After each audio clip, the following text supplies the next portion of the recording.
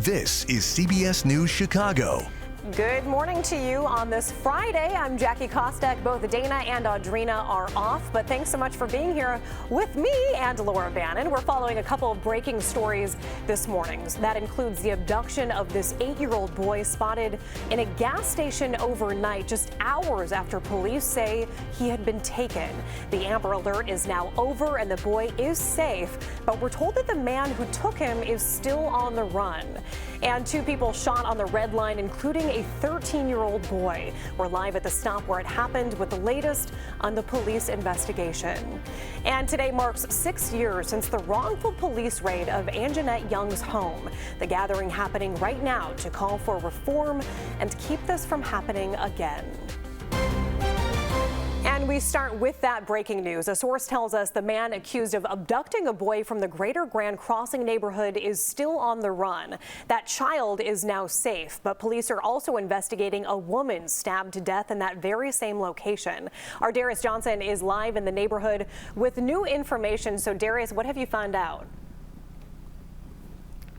Hey there, Jackie. Good morning to you. For the last 2 hours, I've been speaking to neighbors right here in this Greater Grand Crossing neighborhood. But let's begin with that Amber Alert that was canceled just before 4:30 this morning. We now know that boy is safe and unharmed. And we've learned through neighbors that boy was taken from this home right here that you see behind me.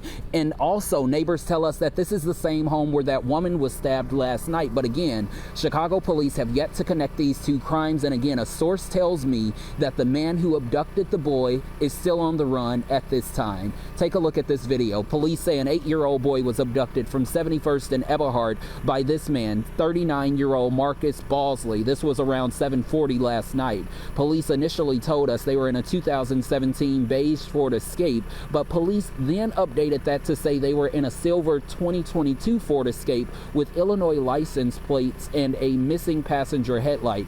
That Amber Alert ended just before 4:30 this morning. Now take a look at this surveillance video. This is the 8-year-old boy who police say was abducted. We got this video from a gas station at 79th and Damon where he was seen inside just after 3:30 this morning before that Amber Alert was canceled about an hour later. Again, it's unclear if he was dropped off here, but again, police tell us he is safe and unharmed an hour after this video. Now take a look at this. At that same home right here on 71st and Eberhard, police say at 6:55 yesterday evening, a 33-year-old woman was stabbed multiple times. She was taken to the University of Chicago Medical Center where she later died. Back out here live this morning, the medical examiner has identified that 33-year-old woman as Tion Jones. Neighbors tell us off camera that she lived here in this apartment building with the man who abducted that little boy. We've asked police if these incidents are connected in any way. They still have yet to confirm that information. We have a lot of questions into police, and we're also doing our own searching just to see exactly what all we are able to piece together. But of course, as soon as we know more, we'll be sure to update you all. Reporting in the Greater Grand Crossing neighborhood this morning, I'm Darius Johnson. Jackie, back to you in studio. Darius, thanks so much. And less than 2 miles away in the Englewood neighborhood, an 11-year-old boy was stabbed multiple times. Chicago police say this happened within an hour of that woman being stabbed and killed and the child being abducted. When officers arrived near 66th and Wentworth around 8 o'clock last night, they found the Chicago Fire Department treating the boy. He was taken to the hospital in critical condition. So far, no one is in custody. A 13-year-old boy is in the hospital after a shooting on the CTA Red Line overnight. Another man was also shot and treated at the scene. Asal Razai is live at the 35th Street Red Line stop this morning with more on that investigation. So Asal, what have you learned? Yeah, Jackie, we know the scene has since been cleared and the train station here you can see is back up and running this morning after police say the shooting happened inside of a train car. Good news is that both victims are expected to recover from their injuries. You can see a view of the Red Line CTA platform in this video, yellow tape taking over the inside of that train car. We saw police taking pictures where evidence markers were placed on the ground near the train doors. Chicago police say the call came in as a person shot on the train just before 10 o'clock last night here at the Sox 35th Street station. When police got here, they found a 13-year-old boy with a gunshot wound to his left arm and a 30-year-old man with a gunshot wound to his left bicep. The teenager, we're told, taken to Comer Children's Hospital and at last check in fair condition. The 30-year-old was treated here at the scene by the Chicago Fire Department. We're told he did not want to go to the hospital. We know train service was disrupted here for some time with shuttle buses going past and 2 other stops here. Chicago police this morning saying they don't have much information on this shooting as the victims are not cooperating. They say their investigation is ongoing and so far they've made no arrests. I'm live on the south side. Asal Rezai, CBS News Chicago. Asal, thank you. And we have calls out to the Chicago Fire Department to learn more about this fire in South Shore. You can see all the firefighters on the scene and flames shooting from the home on Blackstone near 76th overnight. We'll let you know when we hear back from officials. And taking a live look outside right now at our skyline on what is a beautiful, still cold start to our Friday, but meteorologist Laura Bannon joining us now. And Laura, those temperatures are on the rise today. Oh, look at us, 17 degrees. 17 degrees. Oh, feels great. Yeah, sure does. Yeah, so yesterday's high was 24. Today we're going up to 30 degrees. So baby steps as we go through the weekend, but overall the big take-home message is that everywhere is really starting to dig out of this polar air and really going to be feeling the changes in the coming days as high pressure moves out and we get more of a southerly flow and temperatures eventually really taking off in a big way. We're already sitting at 17 at Chicago, Hare, Milwaukee, 18, Peoria, 12 degrees. The one cold spot is out towards Cedar Rapids where we're sitting at 3 at the hour. Forecast for today, sunny skies. We've got a couple more sunny days before we eventually see some more clouds, but we're focused on these warming temperatures. 30 today, above freezing tomorrow, gets even warmer Sunday and beyond. We'll track that warm up day by day coming up in your first alert forecast. Jackie? All right, Laura, thanks so much. And as we keep an eye on your world on this Friday morning, we could learn a trial date today for Luigi Mangione. He's scheduled to appear in New York Supreme Court today, accused of killing United Healthcare CEO Brian Thompson in December. A national manhunt lasted nearly a week to track him down. In addition to possibly scheduling the trial, the judge is expected to ask both the defense and prosecution for an update on the exchange of evidence. Mangione has pleaded not guilty. He also faces charges in Pennsylvania, where he was eventually arrested. And questions this morning around who Hamas turned over to Israeli authorities when returning hostages yesterday. These are photos of 3 of the hostages returned: 83-year-old Oded Lifshitz and brothers Ariel and Kafir Bibas, just 4 years and 9 months old. Their mother, Shiri, was expected to be with them, but Israeli authorities say the 4th casket contained an anonymous, unidentified body. Israel's Prime Minister Benjamin Netanyahu called the move a, quote, cruel and evil violation of the ceasefire agreement and said that Hamas will pay. A Hamas official says Shiri Bibas remains appear to have been mixed with other human remains after an Israeli airstrike.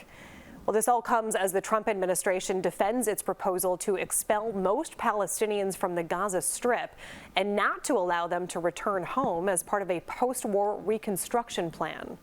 And it's going to take a lot of cleanup and imagination and a great master plan. And that doesn't mean that we're on an eviction plan when the president talks about this. It means that he wants to shake up everybody's thinking.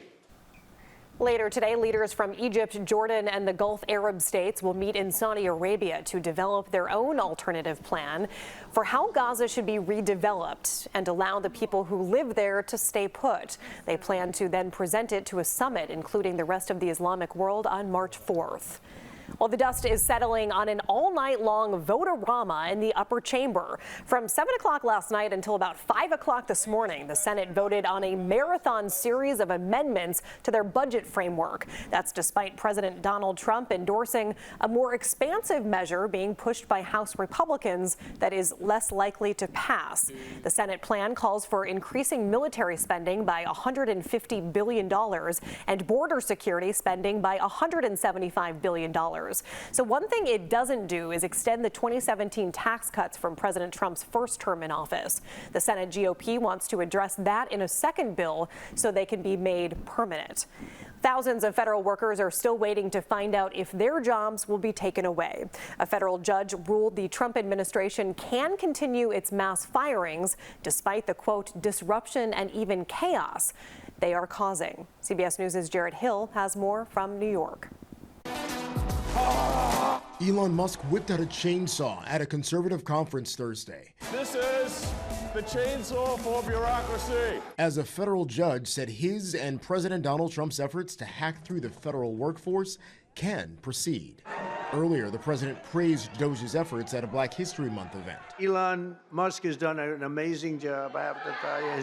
Him and his super geniuses. CBS News has found that more than 12,000 federal jobs have been eliminated or are expected to be terminated, including more than 6,000 IRS workers this week. Most laid off have been recent hires with probationary status, like Katie Sandlin. She only recently moved to the D.C. area from Alabama to work as an educator at the National Institutes of Health, given a termination letter that claimed, "Your performance has not been adequate to justify further employment at the agency." She says her supervisor said there was no problem with her work. We do important work, we're impactful, and if you have questions or concerns about federal workers, ask one. Our new administration has accomplished more than most administrations do in 4 years. Last night, President Trump played up his first month on the job at a Republican governors meeting, including progress on immigration. We began the largest deportation operation in American history. U.S. Border Patrol tells CBS News crossings have dropped 94%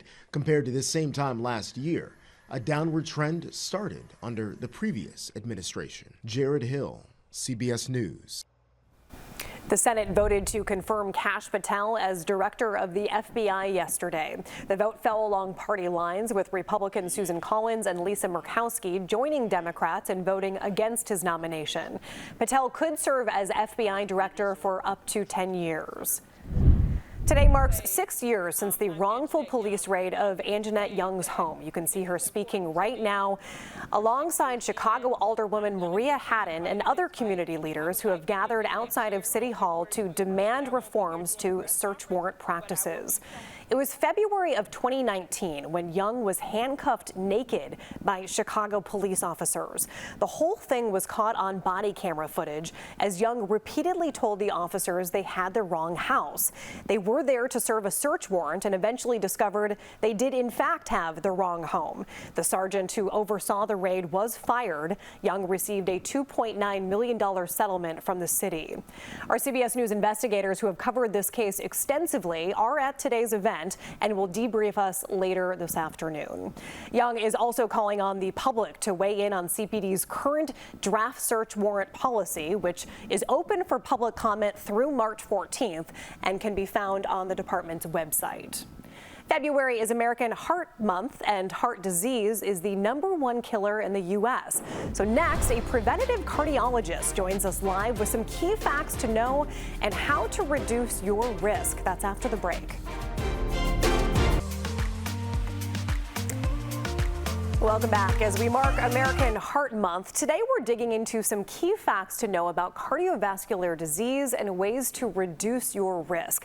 So joining us now is Sadia Khan, Dr. Sadia Khan, a preventative cardiologist and professor at Northwestern University's Feinberg School of Medicine. Dr. Khan, good morning to you and thanks so much for joining us. Good morning. Thanks for having me. Thank you. So heart disease is a leading cause of death in the U.S., but the risk is not the same for everyone. So which groups are disproportionately affected and why? This is such an important question. We know that different people experience risk for heart disease differently. Some of that may be related to your genetics. So some families have higher risk for having heart disease. But we also know there are other factors. For example, African Americans have some of the highest risk for heart disease. And they're not just hit the hardest, they also develop it earlier in life. And why is that? I mean, are there any reasons that would point to that? There's been a lot of research trying to understand where these inequities or disparities come from. And there's probably a multitude of different factors, including different social factors. We know that where you live contributes more to your risk for heart disease than any other factor that there might be. The American Heart Association has a lot of information, of course, on their website. And there's a fact that 44% of women did not know or are not aware of the fact that heart disease is the #1 killer for women in the U.S. What is being done to raise awareness among women? Yeah, this is one of the things that I am super passionate about. You'll see I'm wearing a red dress pin here, which is one of American Heart Association's leading signs to try to raise awareness. We know that heart disease is the leading cause of death for both women and men, but understanding that women experience heart disease differently. They experience events across their life differently, like menopause, which is a key time when risk for heart disease may increase, but many women are not aware of this. Menopause could have an impact? That's really interesting. I didn't know that. And it's an important time when your health might be changing. A lot of people experience changes in weight, but they may also experience changes in blood pressure or cholesterol or diabetes risk that they're not aware of if they're not going to the doctor. Heart disease is also affecting more young adults. How young are we talking in this growing population, and why might that be happening as well? This is one of the most concerning trends that we've seen. We're seeing younger and younger people coming in with high blood pressure, high cholesterol, diabetes, heart attacks, and even in their 20s and 30s, when we often don't think about our risk for heart disease at all.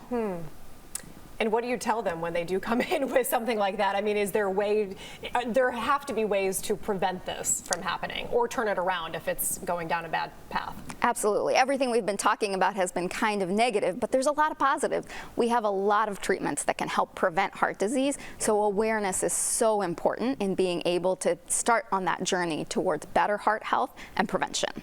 And what are some of the things that somebody can do just to better their heart health in their everyday life? Yeah, one of the things that's really important is that it's never too early to start focusing on heart health. So you asked how old are we seeing people? I think every single person should know what their heart factors are. And for this reason, the other pin that I'm wearing is the American Heart Association's Life's Essential 8. So this is a set of 8 factors and behaviors that are important to your heart health. So specifically, what's your weight? What's your blood pressure? What's your cholesterol level? What's your diabetes risk as the clinical factors? And then the things you can do about it in terms of eating a heart-healthy diet, getting enough activity, ensuring that you're getting a healthy amount of sleep, which is a really important one that we often don't talk about, and avoiding smoking. The body seems to have a remarkable way of recovering from things and turning itself around when you include or incorporate some more of those positive lifestyle factors. Have you seen really positive turnarounds when people are taking better care of their health in those ways? Yeah, I think that's a really great point. I said it's never too early to start thinking about your heart health, and it's never too late to start thinking about your heart health. Any of these changes can be really important, and it can seem overwhelming to try to do all of them at once. So the most important thing is to try to pick one and get started with that first step.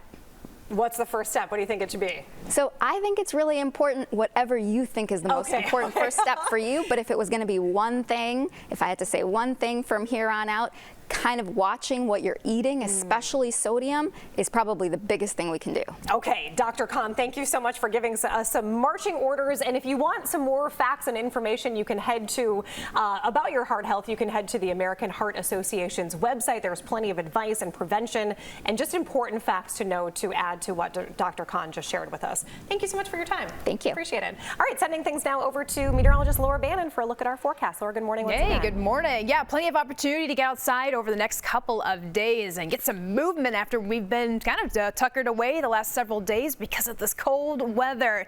This is the last of the Arctic air. Things are going to be turning around nicely. It's happening right now. Getting up close to freezing today. Some areas may just briefly touch that, but by tomorrow is when I do expect, at least for Chicago O'Hare, to get above the freezing mark and keep that momentum going through the end of the weekend and especially for next week. We've got quiet changes as these temperatures climb. We're looking at a chance for rain mixing in with some snow going from Wednesday into Wednesday night. A rain snow mix there, but shower chances will start to go up by the middle part of next week. Nice to kind of just wash away all the salt and the grime that we do have out there from the snow and the cold weather that lingered here this week. 24-hour temperature change showing that we are almost 10 degrees warmer from this point yesterday. Baby steps here. We still have a couple of areas in the single digits. Aurora one of those spots. 9 right now, 8 up toward McHenry, 17 O'Hare, and then we've got low to mid-teens out toward northwest Indiana.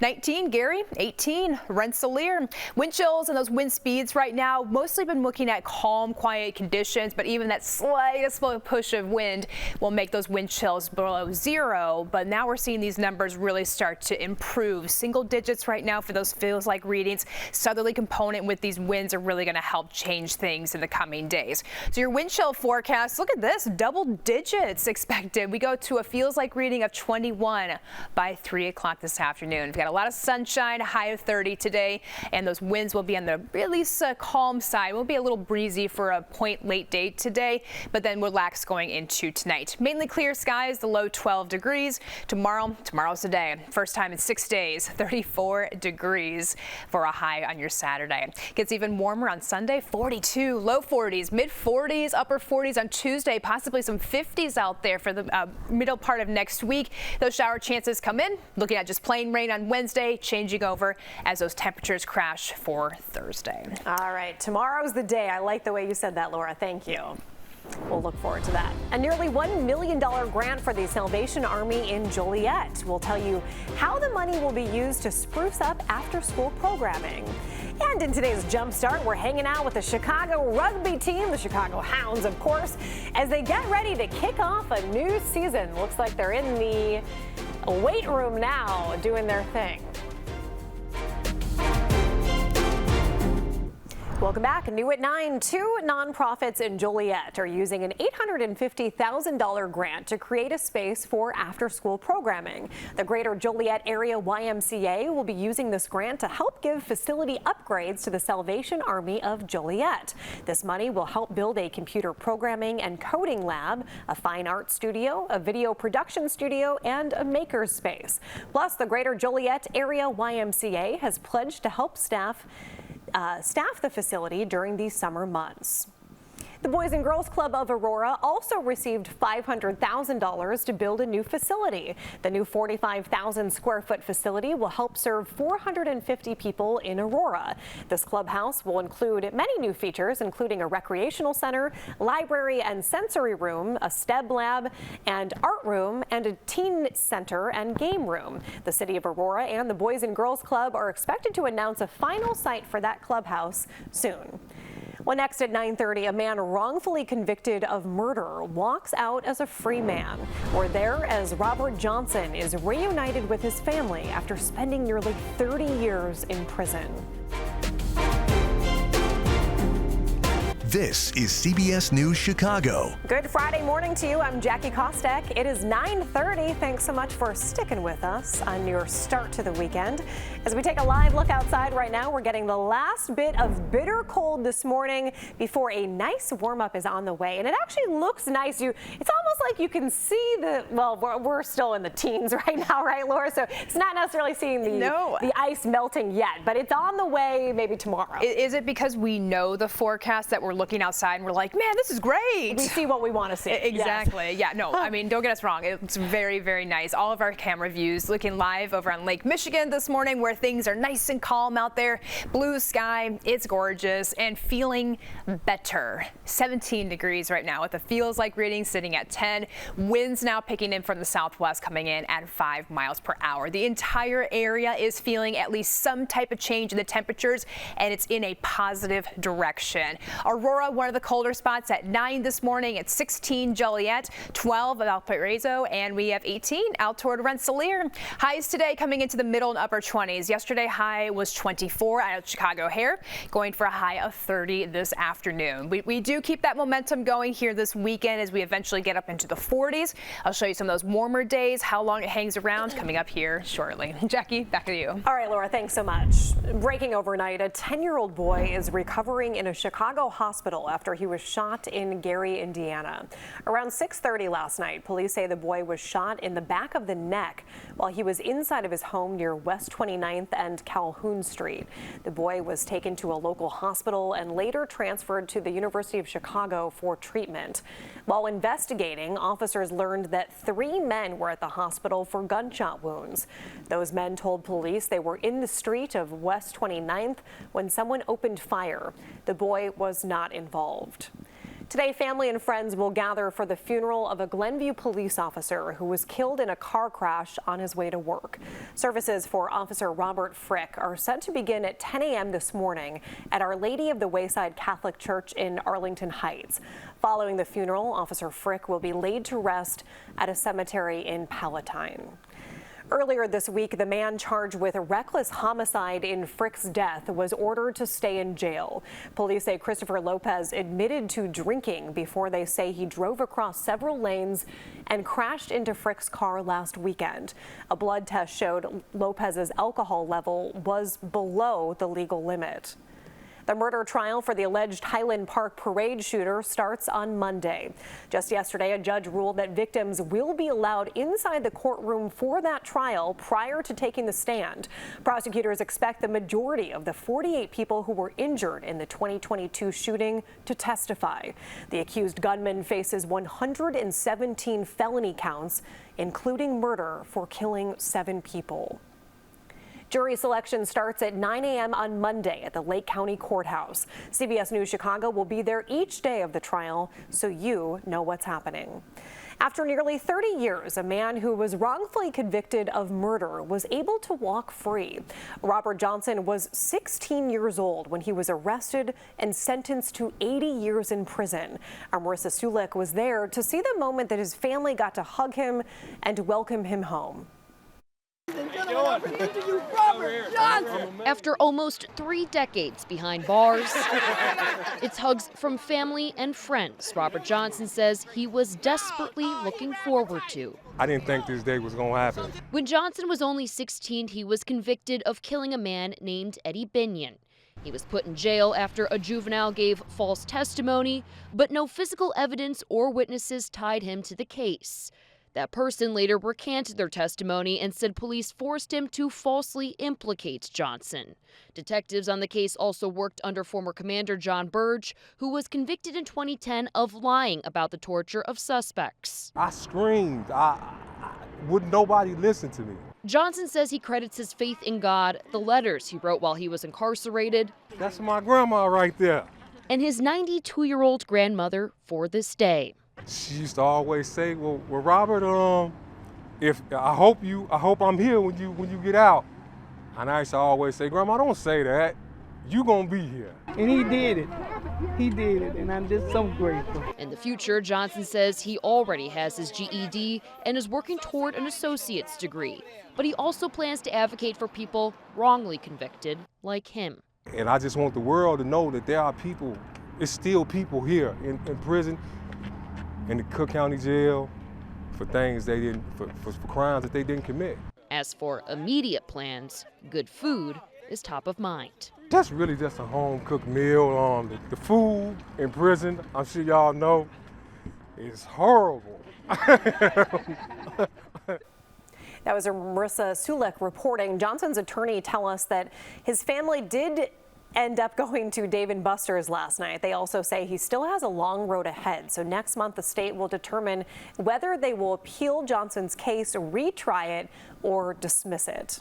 Today, Illinois legislators will hold the first hearing on a bill that would allow some terminally ill people to get a medication to help them die peacefully at their homes. It's called the End of Life Options for Terminally Ill Patients Act. So terminally ill adults with less than 6 months to live would be able to get a prescription medication to assist with their death. A doctor would have to deem them mentally capable.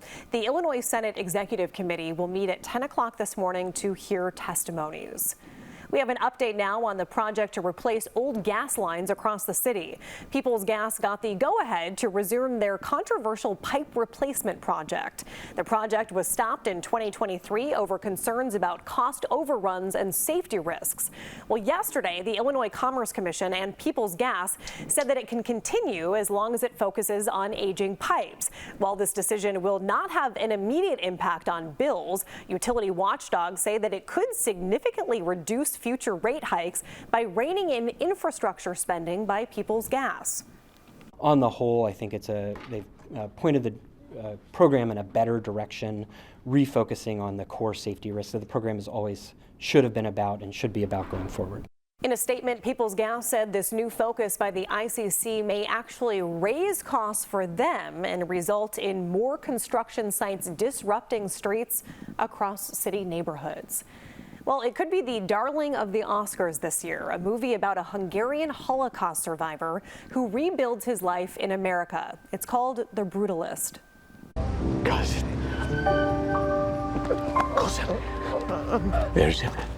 Is alive. Part of the gritty realism is how the actors speak, and the person who taught them is actually a theater teacher here in Chicago. Our Joe Donlin found out how much work and care goes into getting those accents right. Did not realize these images were still available. This performance might just earn Adrian Brody another Oscar, and part of it is his accent. Sir, I do not know what the commission entails. We'll talk about it. He learned it from UIC Associate Theater Professor Tanara Marshall. Arthur looked wise. That's a big open one. Wise. Here she is teaching students how to speak in accents, like she did with Brody and other actors in The Brutalist. Marshall was the movie's dialect coach. There's a great deal of research and analysis of the accent that we need. The first big part of research that I do involves looking for an accent on a real person in the world whose background closely resembles that of the character it looks like we're creating. In this case, Marshall turned to recordings of Hungarian Holocaust survivors. I do a phonetic analysis, which involves not just the sounds, but in addition, an analysis of the way the mouth is held, what we call the oral posture of the accent. And then there's a musical analysis, so rhythm and intonation. Then she mapped out the accent and taught it to the actors from Chicago using Zoom. An accent is a representation of a culture, of a place, of a person, of a community, and we honor that by not just making it up, but by discovering it. Marshall has done this kind of work for dozens of movies and TV shows. This is an online list of her work. She says getting the accents right helps the actors get the whole character right. That helps the actors then connect on a deep, emotional, visceral level with the story, the world, and then, with their characters. They're able to sort of see it in life and be influenced and inspired by it. Feel free to call me Elizabeth if you prefer it. In the end, it's about creating a life, right, and telling a story. Marshall did not just have to teach actors how to speak in Hungarian accents. There were also British actors in the movie who she taught to speak with American accents as well. Next, we're back with Chicago's rugby team, the Chicago Hounds, not hands, the Hounds, although they are using their hands playing rugby. We will get ready with them as they prepare for their home opener happening on Sunday. We'll see them right after the break. Oh gosh, and the weather's going to be amazing by Sunday. We are going to be looking at warming temperatures from here on out, highs mid-40s, possibly near 50 degrees. We'll talk more about how long this stretch will last in your first alert forecast here after the break. Soldier Field will host an international clash of rugby titans in November, and tickets will go on sale online starting in just about 15 minutes, right at 10 a.m. The New Zealand All Blacks will take on Ireland in Chicago. This will be the second time the two teams face off right here in the city, and with the announcement of that international rugby match taking place this fall, you could say that rugby is having a moment. It's not always having a moment here in Chicago, but it certainly is today. Today's Jumpstart is about Chicago's rugby team and this weekend's home opener. So joining us now is James English, CEO of the Chicago Hounds. So James, good morning once again. Good morning. It's official. The sun is out at SeatGeek Stadium. The sun is out. You guys are ready to ball out this Sunday. What can people expect from this home opener? What time? Who you playing? What's it going to be like? We'll be playing here at 1 p.m. on Sunday. It's our home opener. We played Houston last week and we won. This is a really talented team. It's exactly what Chicago needs, a winning team. But we're playing Utah at SeatGeek in Bridgeview at 1 p.m. We do need a winning team, James. It's been a little too long since Chicago has won much of anything. Maybe next year with the Bears, but we don't want to have to wait. We want it right now. What's happening behind us? Because we're seeing some of the guys get into some drill action. Yeah, you can see some of our guys just warming up here on the field. They're preparing for this game this weekend. At the moment, they're just running around playing a little bit of soccer. showing that they're multi-skilled athletes, unlike some other sports as well. So, yeah. Where do the Chicago Hounds athletes hail from? Are any of them Chicago natives, or are they kind of from all over the world? It is. It's pretty mixed. I'd say half of our team are American. We've got 2 or 3 guys from the Midwest and from Chicago. The rest tend to be from kind of tier 1 rugby playing nations. Think Australia, think England, think Ireland, New Zealand, South Africa, that kind of thing. So it's a truly global game, rugby. The Rugby World Cup comes to America for the first time in 2031. And just to put it into context, in the last World Cup, 2.8 million tickets were sold, which is more than the Olympics. So it really is a global game. That's why we love to celebrate. We've got the New Zealand-Ireland game coming here in November. So what better way to get used to rugby, learn the rules, understand it a little bit more by coming down and supporting your Chicago team. Absolutely. James, how brutal is the game of rugby? Because I know the players aren't wearing, a lot of the pads that like American football players wear to play the game. How brutal can it get? It is brutal, and we showed earlier on some of the guys getting taped up ready for practice, but they love it, and it's part of what really makes this game quite unique. These guys, 2 teams from different places, come together, they beat each other up, it's violent for 80 minutes, and then they walk off the field, they shake hands. It's part of the true values of the game and what makes rugby so special and so unique.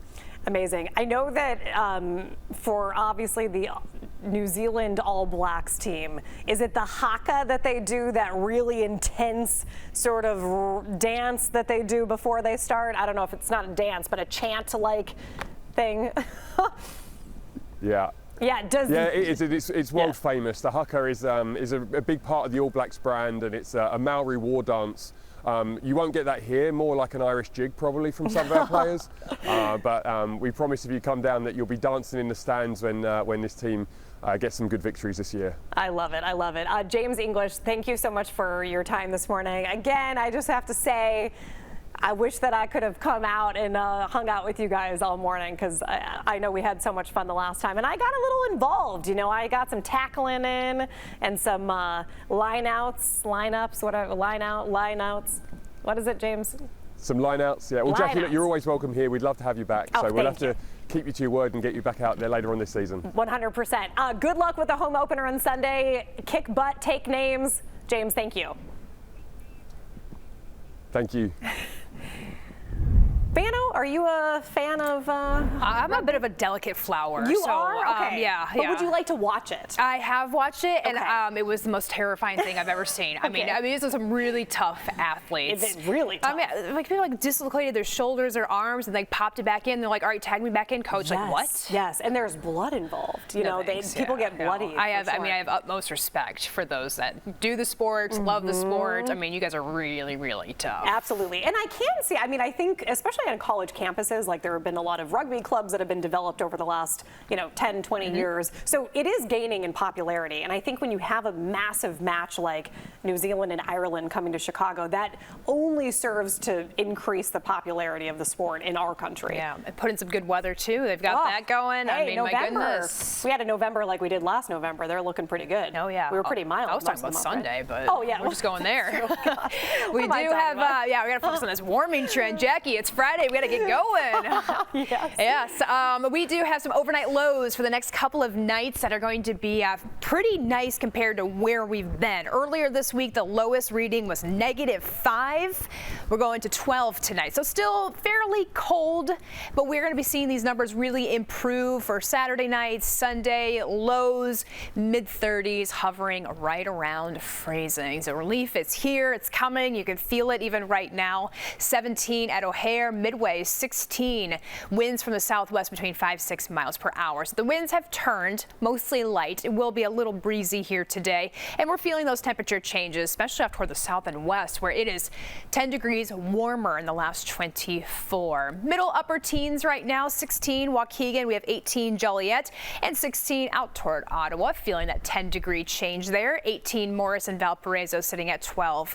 Wind speeds right now between 3 to 6 miles per hour, slowly picking up from from the southwest here today. So we do build in more of a southwest wind, and that's going to be that key component as high pressure moves out to allow the warmer air begin to filter in, so that cold air is getting on out of here.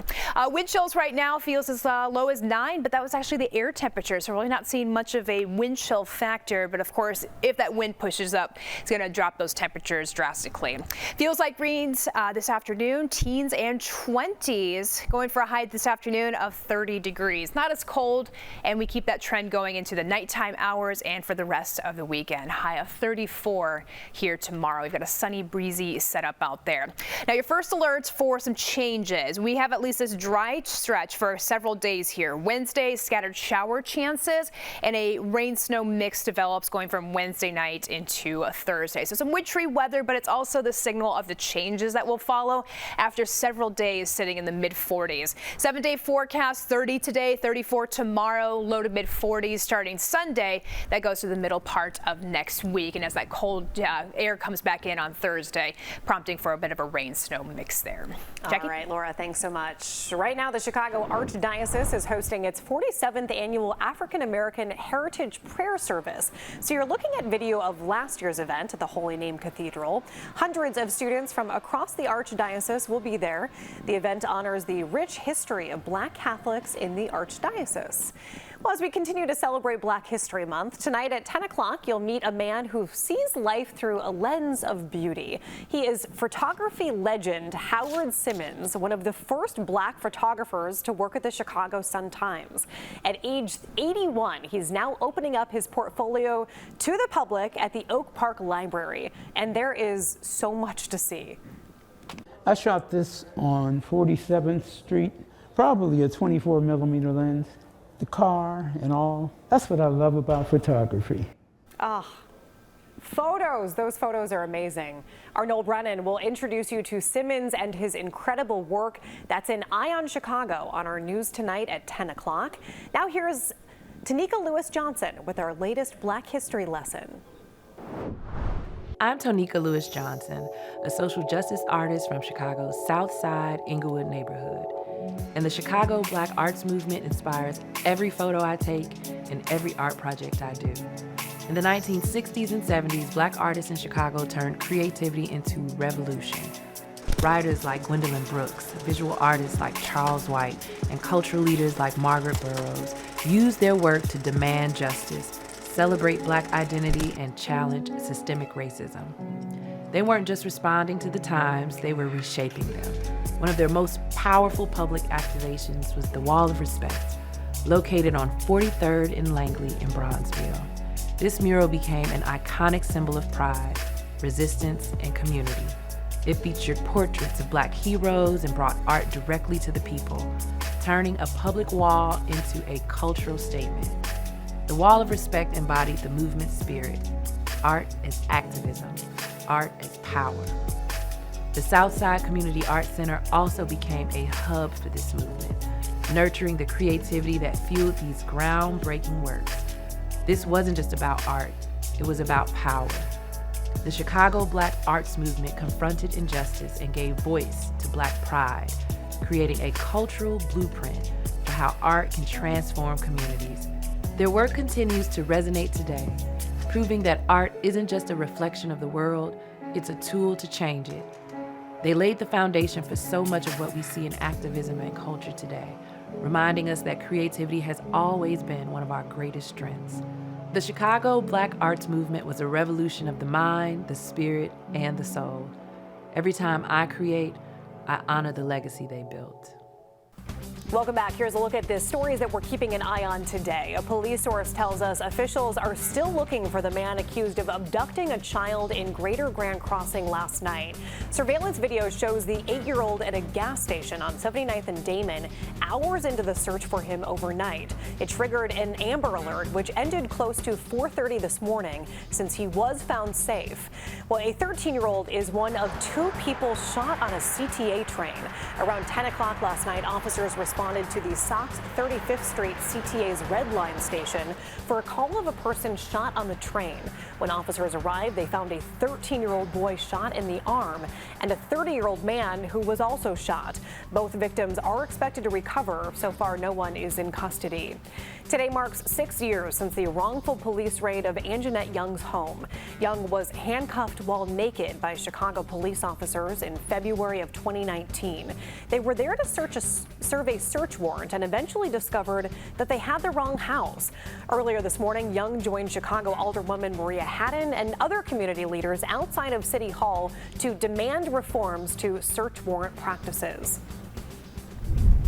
Couple of sunny days for us and a warming trend. 30 here this afternoon, a huge improvement from where we started off earlier this week. The rest of the weekend forecast next week also looking very nice. We're above the norm going into the mid-40s starting Monday, Tuesday and Wednesday, some of the warmer days of the next 7. Dry skies.